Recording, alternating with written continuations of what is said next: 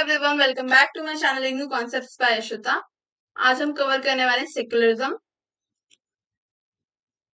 ठीक है, तो इंट्रोडक्शन देख लेते हैं। सबसे पहले सेक्युलरिज्म जो है one of the most crucial issue रहा है 21st सेंचुरी का। ठीक है, अभी हम जिस सेंचुरी में जी रहे हैं वो कौन सी है? 21st century. ठीक है, इसमें एक ऑथर है युवल नोहा हरारी। ठीक है, इन्होंने जो है एक बुक लिखी 21 lessons for the 21st century, जिसमें इन्होंने सेक्युलरिज्म को अमंग 21 मोस्ट अर्जेंट इशू में इंक्लूड किया है। ठीक है, यानी 21वीं शताब्दी के जो भी 21 मोस्ट इंपॉर्टेंट इश्यूज हैं उसमें एक इशू क्या है? सेक्युलरिज्म है। ठीक है, इंडिया में भी आप देखें तो सेक्युलरिज्म जो है डिबेटेड रहा है बहुत ज्यादा। ठीक है, एकेडमिकली भी हम इसको पढ़ते हैं और एक पॉलिटिकल डिस्कोर्स भी रहा है। ठीक है, पॉपुलर। नेक्स्ट हम देखेंगे सेक्युलरिज्म है क्या। ठीक है, व्हाट इज सेक्युलरिज्म। जो सेंट्रल इशू है सेक्युलरिज्म के अंदर वो है रिलीजन। ठीक है, सेक्युलरिज्म का मतलब देखो बेसिकली ये है, अगर ये एरिया है, ठीक है, यहाँ पे अगर तीन हम ले लेते हैं एग्जांपल में, किसी का भी सेंटिमेंट्स को हर्ट करना मेरा जो है मोटो नहीं है। ठीक है, ये डिस्क्लेमर मैं पहले दे देती हूँ। अगर मैं यहाँ पे कुछ भी अगर मैं गलत बोल दूं तो प्लीज उस पर दिल पे ना ले। ठीक है, फॉर एग्जाम्पल यहाँ पे 40% क्या रह रहे हैं? हिंदू रह रहे हैं। ठीक है, 30% जो है मुस्लिम्स हैं, 30% क्या है? सिख है। ठीक है, या ऐसे ले लो 20% जो है मुस्लिम है और 40% सिख है। ठीक है, तो इक्वल हो गए हिंदू और सिख, है ना। और माइनॉरिटी में कौन हो गया? मुस्लिम्स हो गए, 20% है क्योंकि वो। तो जो हिंदू है और जो सिख है वो दोनों मिलकर जो है मुस्लिम्स पर डोमिनेट नहीं कर सकते। ये सेकुलरिज्म का कॉन्सेप्ट कहता है कि कोई भी कम्युनिटी, ठीक है, दूसरी कम्युनिटी के ऊपर या दूसरी जो अलग रिलीजन के जो लोग रह रहे हैं उनके ऊपर डोमिनेशन नहीं दिखा सकती। ठीक है, अब ये केसेस हमें कहाँ देखने के लिए मिलता है? जैसे अभी आप वेस्ट बंगाल वाला इशू देखोगे कि वहां पे कैसे जो है हिंदुओं को जो है उनके घरों से खदेड़ा जा रहा है ना। तो ये किसका इशू है? ये बहुत बड़ा जो क्वेश्चन मार्क है वेस्ट बंगाल की गवर्नमेंट के ऊपर कि वहां पे हो क्या रहा है। जब हमारे जो पूरा कॉन्स्टिट्यूशन है, ठीक है, उसका प्रियम्बल है उसमें सेकुलरिज्म वर्ड मेंशन है, तो वहां पे ये चीज फॉलो क्यों नहीं हो रही है? ठीक है, तो हम नेक्स्ट देखते हैं। Secularism in a society imply that religious supremacy of a community does not lead to discrimination and persecution of religious minority, जो मैं भी आपको बता चुकी कि एक रिलीजन के लोग दूसरे रिलीजन के ऊपर डोमिनेशन नहीं कर सकते इंडिया में। ठीक है, क्योंकि इंडिया में हम किस चीज का कॉन्सेप्ट फॉलो करते हैं? सेकुलरिज्म का, क्योंकि इंडिया एक कैसा स्टेट है? सेक्युलर स्टेट है। ठीक है, यानी सभी जो धर्म है उनको इक्वल ही रिस्पेक्ट देना। ठीक है, अब थ्री मीनिंग है सेकुलरिज्म के अकॉर्डिंग टू डिफरेंट पर्सपेक्टिव। पहला क्या है? जो किस चीज के बारे में बात करता है? रिलीजन और स्टेट के बारे में। ठीक है, दूसरा क्या है? पॉसिबिलिटी और इम्पॉसिबिलिटी। पॉसिबिलिटी और इम्पॉसिबिलिटी का मतलब क्या है कि जो सेकुलरिज्म पूरा कॉन्सेप्ट है ये इंडिया में एप्लीकेबल हो भी सकता है या नहीं हो सकता है। ठीक है, थर्ड बात करता है equal respect to all religion. ठीक है, सर्वधर्म संभव। अब नेक्स्ट है जो राजीव भार्गव रहे हैं, ठीक है, इन्होंने बताया कि सेक्युलरिज्म की जो सक्सेस है वो किस चीज पे डिपेंड करती है। पहला, अगर स्टेट जो है डेमोक्रेसी को फॉलो कर रहा है, ठीक है, वहां पे डेमोक्रेसी प्रोसीजर है, देन सक्सेसफुल है सेक्युलरिज्म। ठीक है, चांसेस है मतलब बेसिकली। सेकंड, अगर स्टेट और जो ग्रुप्स हैं, जो कम्युनिटी है, जो लोग हैं सोसाइटी में, जो लोग रह रहे हैं, जो एथनिक ग्रुप्स हैं, पर्टिकुलर रिलीजन के जो ग्रुप्स हैं, अगर वो स्टेट से सेपरेट हैं, ठीक है, यानी कि स्टेट का उनके ऊपर कोई इन्फ्लुएंस नहीं है, और जो ग्रुप्स हैं रिलीजन के उनका स्टेट पर कोई डोमिनेशन नहीं है। फॉर एग्जाम्पल, अगर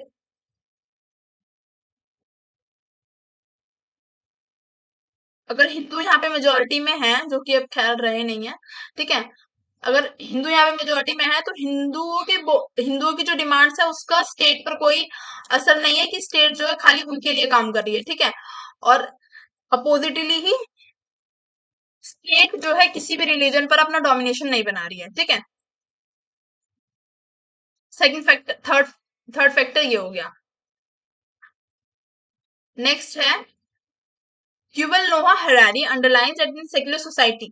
ठीक है, सेक्युलर सोसाइटी में होता क्या है कि जो लोग हैं वो डिफरेंट फेथ के होते हैं। ठीक है, डिफरेंट रिलीजन होता है, उनकी डिफरेंट फेथ होती है। ठीक है, बट सेक्युलर कॉन्सेप्ट आया ही इसलिए कि जो डिफरेंट फेथ के लोग हैं, जो डाइवर्सिटी है लोगों में, वो एक साथ पीसफुली रह सके। ठीक है, और ये जो एथिकल कोड्स हैं आर इंशाइन इन द वैल्यूज और सेक्युलर आइडल, जैसे कि ट्रुथ, कंपैशन, इक्वालिटी, लोगों में समानता, फ्रीडम होना लोगों के पास, करेज होना, रिस्पॉन्सिबल होना लोगों का। ठीक है, रिस्पॉन्सिबिलिटी का मतलब क्या है? फॉर एग्जाम्पल, ठीक है, फॉर एग्जाम्पल अगर जैसे आप देखोगे पथराव होता है ना, ये जो पथराव होता है, कोई रैली वगैरह निकल रही है, ठीक है, कोई राम बारात निकाल रहा है या कोई भी रिलीजियस वो हो रहा है, तो पथराव जो होता है, ये रिस्पॉन्सिबिलिटी तो है कि अगर भाई आपके यहाँ पे कोई आप कुछ फेस्टिवल सेलिब्रेट कर रहे हो अपना, तो हम अगर आपके लिए प्रॉब्लम क्रिएट नहीं कर रहे तो आप भी हमारे लिए मत करो, ये रिस्पॉन्सिबिलिटी है ना लोगों की, पर लोगों में सिविक सेंस तो है ही नहीं, बची ही नहीं है।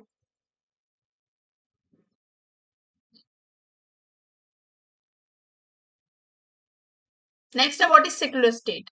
ठीक है, तो ये सेक्युलर स्टेट है क्या? तो डीई स्मिथ मॉडल के अनुसार अगर हम देखें तो एक सेक्युलर स्टेट को जो है डिफरेंट सब्जेक्ट्स के थ्रू आइडेंटिफाई किया जा सकता है। क्या है वो डिफरेंट सब्जेक्ट? अगेन वही, ठीक है, exclusion of state in relationship between individual and religion, यानी कि स्टेट का इंडिविजुअल से अलग होना, ठीक है। Next is relation between individual and state in which religion is excluded, यानी कि जो स्टेट है वो अपने लोगों को एज अ सिटीजन देखे, ठीक है, ना कि रिलीजन के बेस पे। फॉर एग्जाम्पल अगर कोई लॉ बना रही है सरकार, ठीक है, कि अगर चालान कटेगा तो उस पे 2,000 का क्या है, जुर्माना है, ठीक है, फिर वो चाहे हिंदू हो, हिंदू ने जो है हिंदू का चालान कट रहा है या सिख का चालान कट रहा है या कोई क्रिश्चियन है उसका चालान कट रहा है, ठीक है, सबका 2,000 का ही चालान कटेगा। ऐसा नहीं है कि किसी पर्टिकुलर रिलीजन को कम कम का चालान कट जाएगा, ठीक है, नहीं। अगर पब्लिक पॉलिसी कोई स्टेट बना रही है तो सबके लिए दैट वुड बी इक्वल, ठीक है।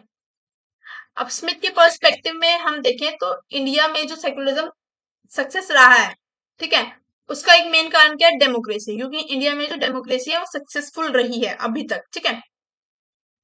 और जो कैरेक्टरिस्टिक्स हैं हिंदुइज्म में, ठीक है, कि सर्वधर्म संभव की वो पॉलिसी फॉलो करते हैं कि सभी जो धर्म है उनको इक्वली रिस्पेक्ट करना, ठीक है, इसलिए भी जो इंडिया में क्या है, सेकुलरिज्म सक्सेसफुल रहा है, ठीक है। बट चैलेंज कहाँ पे आता है? चैलेंज आता है जब कास्ट और कम्युनिटी की बात आती है, उनकी लॉयल्टीज की बात आती है, ठीक है। अब आप अगर देखोगे, अगर सिक्स के राइट्स के ऊपर कोई कुछ बोल दे, ठीक है, तो वो सब इकट्ठा एक साथ हो जाते हैं, ठीक है। अगर मुस्लिम्स के राइट पे कोई बोल दे तो वो सब इकट्ठा एक साथ हो जाते हैं। बट अगर SC ST जो भी हिंदू में ही आते हैं SC ST, ठीक है, या अगर हाँ हाँ यही मान लो कि अगर हिंदुइज्म में जो कुछ SC ST के लोग आते हैं या कोई अदर लोअर कास्ट क्लास ले लो, तो अगर कोई लो क्लास के लोग किसी भी चीज को लेकर प्रोटेस्ट कर रहे हैं, अपने डिमांड्स रख रहे हैं, तो जो अपर क्लास के लोग हैं ना वो कभी आके उनका साथ नहीं देंगे, ठीक है। ये चीज जो है हिंदुइज्म में लैक करती है कि यूनिटी है ही नहीं कास्ट के बीच, ठीक है। नेक्स्ट देखेंगे इंडियन कॉन्स्टिट्यूशन। तो जो वर्ड सेक्युलरिज्म है वो इंडियन कॉन्स्टिट्यूशन में जिस टाइम पे इंडियन कॉन्स्टिट्यूशन पूरा बन के तैयार हुआ था उस टाइम पे इंक्लूडेड नहीं था, ठीक है। इसको 42nd अमेंडमेंट के थ्रू जो है प्रियम्बल में ऐड किया गया है। और कौन सी जजमेंट आई थी? बोम्बाई जजमेंट के बाद, ठीक है, कि सेक्युलरिज्म क्या है, एक बेसिक फीचर है कॉन्स्टिट्यूशन का और इसको हम नजरअंदाज नहीं कर सकते, ठीक है। अब इसके अंदर हमारे बहुत सारे राइट आते हैं कि लोग कि हमारे पास एज अ सिटीजन इंडिया के राइट है कि हम अपना जो रिलीजन है उसको प्रीच कर सकते हैं, यानी कि कोई भी रिलीजन हम फॉलो कर सकते हैं, उसका हमारी जो गवर्नमेंट है उसका कोई भी हम पे दबाव नहीं होगा, ठीक है। नेक्स्ट है शिफाली जहां ने आइडेंटिफाई किए 3 अल्टरनेटिव आर्ग्यूमेंट सेक्युलरिज्म पे, जो कि अर्लियर पहले ही टाइम पे जब कॉन्स्टिट्यूंट असेंबली में कॉन्स्टिट्यूशन तैयार हो रहा था उस टाइम पे हॉटली डिबेटेड थी, ठीक है। पहला क्या है? पहली टर्म है no concern theory of secularism. इसका मतलब क्या है?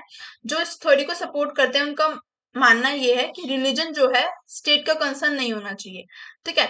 रिलीजन क्या एक प्राइवेट अफेयर है और there should be a separation between religion as a private affair, ठीक है। यानी कि जैसे कि ट्रिपल तलाक वाला एग्जांपल लो, जब ट्रिपल तलाक पर तो गवर्नमेंट जजमेंट दे रही थी, ठीक है, कि भाई ट्रिपल तलाक जो है बैन बैन कर दिया गया है अब तो, ठीक है। तो ये क्या है? एक रिलीजियस प्राइवेट अफेयर था, ठीक है, मुस्लिम्स का, जिसलिए मुस्लिम्स ने क्या किया, बहुत ज्यादा प्रोटेस्ट भी किया कि भाई गवर्नमेंट जो है इस चीज पर जजमेंट नहीं दे सकती, ये हमारा प्राइवेट अफेयर है, ठीक है। ये हमारे जो रिलीजियस सेक्ट है उनमें ये बात लिखी हुई है और हम इस चीज को डिनाई नहीं कर सकते, हम इस चीज के अगेंस्ट नहीं जा सकते। बट गवर्नमेंट ने क्यों एक्शन लिया?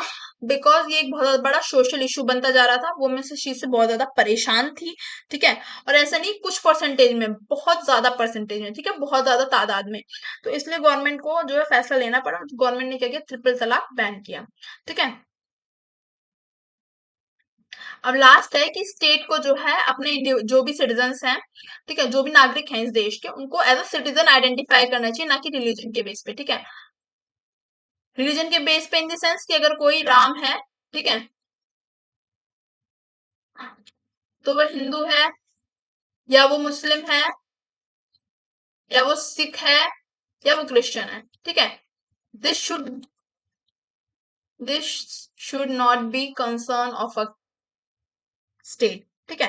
ये स्टेट का कंसर्न नहीं होना चाहिए। स्टेट का कंसर्न क्या होना चाहिए कि राम क्या है, इंडिया का सिटीजन है, तो उसकी जो भी प्रॉब्लम है उसको सॉर्ट आउट कराना हमारा कर्तव्य है, बेसिकली रिस्पॉन्सिबिलिटी है, ठीक है। नेक्स्ट हम देखेंगे सेकंड आर्गुमेंट क्या थी। सेकंड आर्गुमेंट यही थी कि स्टेट और रिलीजन को सेपरेट होना चाहिए, ठीक है, अलग अलग होना चाहिए। थर्ड थी कि इक्वल रिस्पेक्ट थोड़ी, यानी सभी धर्म को हमें इक्वल रिस्पेक्ट करना चाहिए, ठीक है। नेक्स्ट है एंटी सेक्युलरिज्म। अब एंटी सेक्युलरिज्म में हम क्या देखते हैं कि एंटी सेक्युलरिज्म के ऊपर भी जो है कॉन्फ्रेंस असेंबली में पहले आर्गुमेंट हुई थी, ठीक है। अब ये जो एंटी सेक्युलरिज्म कॉन्सेप्ट है, ठीक है, इसका मतलब ये नहीं है कि सेक्युलरिज्म के अपोज है, क्योंकि एंटी वर्ड को हम ज्यादातर कैसे देखते हैं कि अपोज में, ठीक है, ठीक है, कि ये जो है इस चीज से एंटी है, यानी कि ये इस चीज को सपोर्ट नहीं करता, ठीक है, बट ऐसा कुछ नहीं है।